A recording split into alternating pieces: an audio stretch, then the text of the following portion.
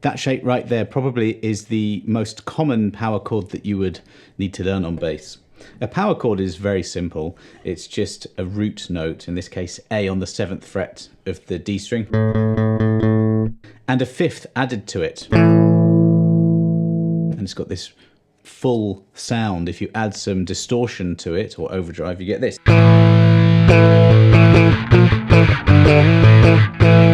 And it sounds massive. So let's just quickly look at that. I'll show you a song that uses it. We'll learn to jam using that, and I'll show you some other shapes and a couple of examples, right? So here we go. I'm using my first finger on the A. You can use your third finger on the 5th, and that's just simply 2 across, 2 higher up, and then the next string, and that's the 5th. So root and 5th. Can't really get much simpler than that. I will use my little finger though on that. One of the reasons is because I have these 2 longer fingers touching the E and the A strings, and those are muted now. You can use a pick or you can just use your fingers. Okay. Now I'm very much aiming for the D and the G strings. I don't want to hit the E and the A, but if I do, it's kind of muted, it's covered. This is probably the most famous song that uses these chords on bass.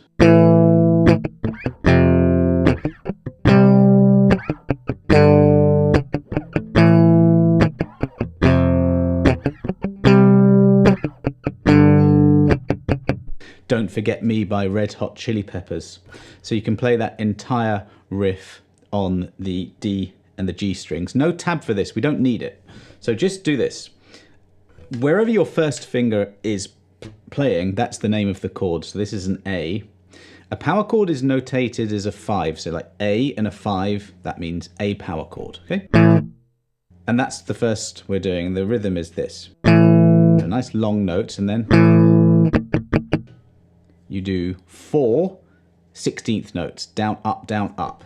When you do that, you just release pressure off all the notes, and you get that dead sound. Okay? And as you're doing that, you can even be traveling to the next chord, which is F. This is a good note learning exercise because all you have to do is locate the F on the D string, which is the 3rd fret. Keep the same pattern. It's always that note and then 2 across, next string, that's the root and the 5th. That's it. All the way to the 10th fret for the C, that's a C5, a C power chord. Then to the 5th fret, the G. And the pattern is the same. It's down, down, up, the whole way, slowly.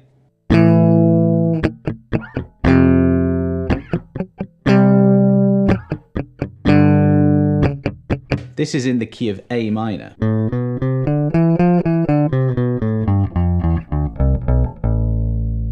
What we could do here is ignore the 2nd note in A minor, which is B. Otherwise, any of those notes found in that scale, you can play a power chord over and jam in this sort of style.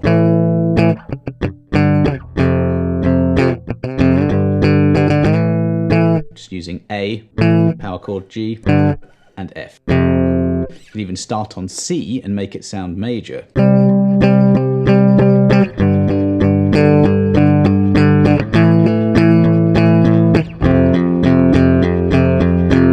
Here I have 2 examples from my book 100 Rock Grooves for Electric Bass, and this is a Lemmy Motorhead style.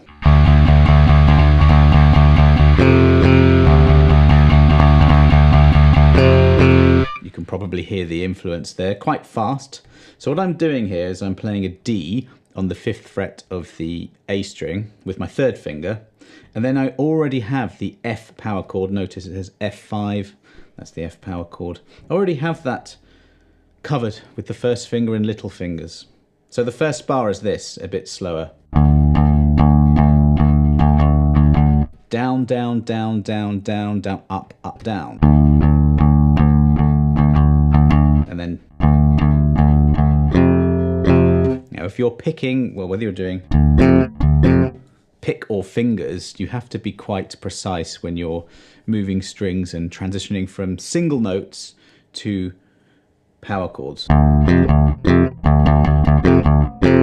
So just be very careful with that, slowly as ever, just to get the mechanics down. The next example just adds a G power chord to that exact same line.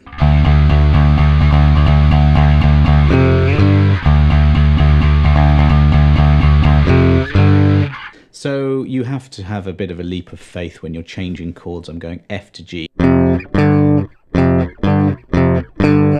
The hand is really just set in this shape and you're just moving it like that, not resetting at all. You're just moving across a shape and that's how you get there.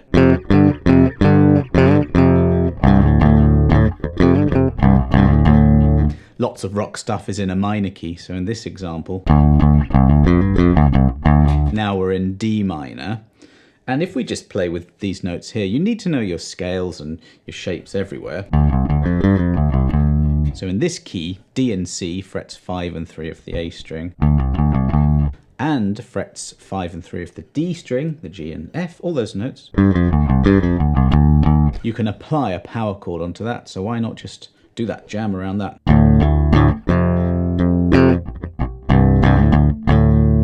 No drum beat for this lesson, I'm just jamming and making stuff up.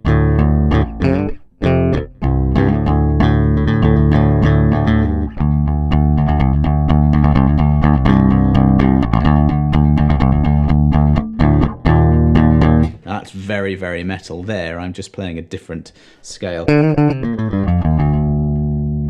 Any knowledge that you need on scales and patterns I've got in my music theory course. We'll touch on a couple of others, but starting on a D, you just go... let me just shout out finger numbers. 1, 2, 4, D, E flat, F. D string, you've got G, A, B flat, fingers 1, 3 and 4. And same fingering pattern on the G string, C, D, E flat.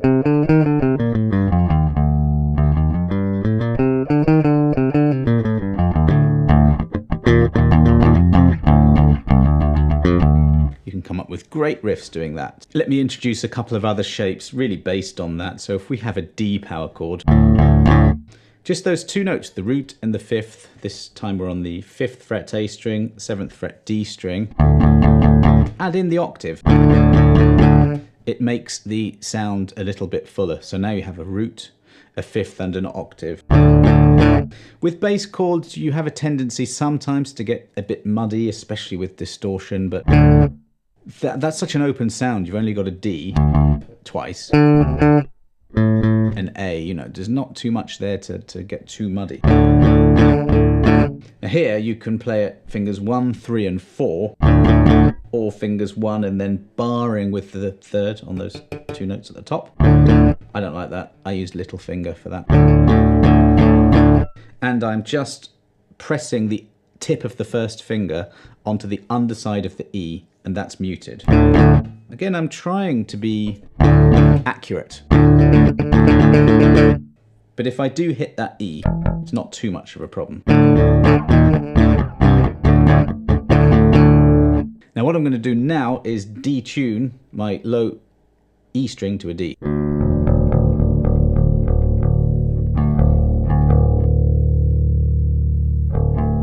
Okay, this is probably the most famous use of this chord in Killing in the Name of by Rage Against the Machine, the intro.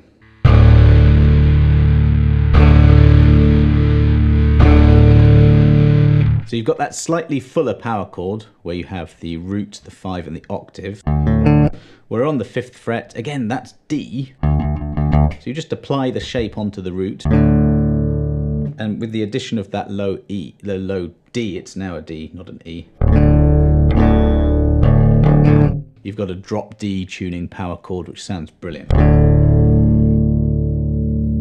Justin Chancellor of Tool uses a variation of that, and I think he probably borrowed that from the previous bass player of Tool, but it's this one, it's a D, well it's D's all the way. So it's the same as before, but this time we make the open D open, whereas before it was an A. So you've got a D, open D, a 5th fret D on the A string, an open string D, and a high D here. I have another example from the book here, which I'll play now.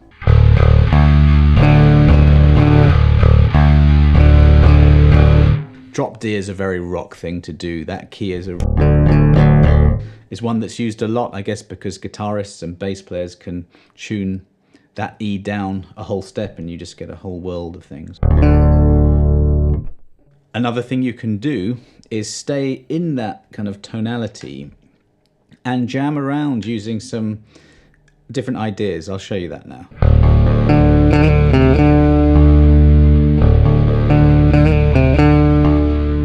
I'm literally making this up on the spot. I have no idea what I'm doing, but I mean, I sort of do because I'm playing around again with that.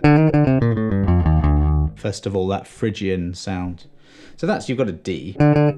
We're in that key, and the note 1 fret higher sounds pretty rock.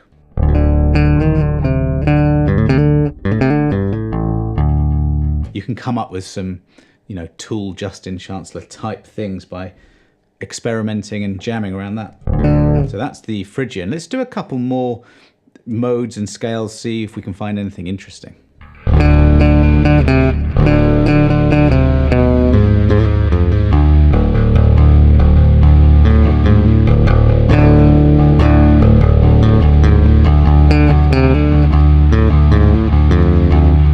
Okay, so that's a mode I love. That is the Dorian sharp 4. That's a mode of the harmonic minor scale, and it has tons of interesting intervals in it. So don't forget, a power chord really is very simple. These are all Ds, it's all the same note. If you add in any notes like this, that's where your tension is going to come from, and your vibe and your mood.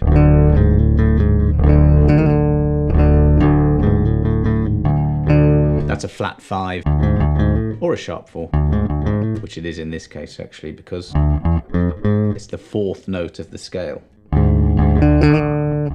And those notes sound very rock and very angsty.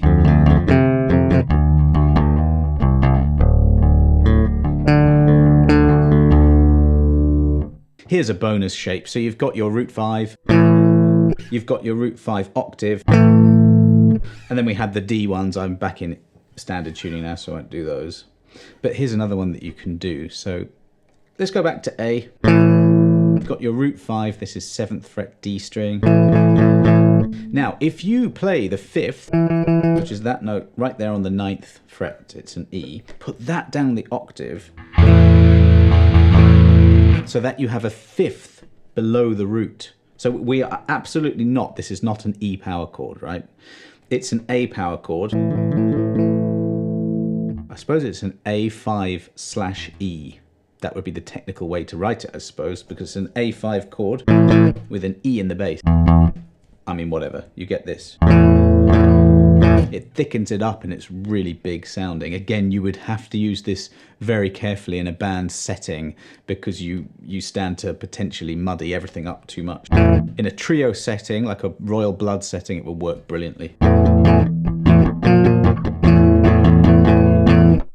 So you have one shape there, one shape here, one shape here, and I suppose you've got those 2 other D chords. So there's a few shapes here to play with, and just experiment, you know, jam with it. Really, it's about, I think anyway, I don't think learning music theory hinders you. I think it's the opposite. If you say, you know, have like...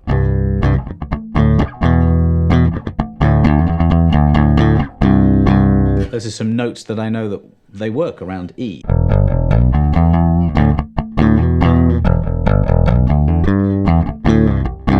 And all those work, right? Because I've practiced those scales. I can apply power chords to a number of these positions. It gets a little bit muddy down there on the G.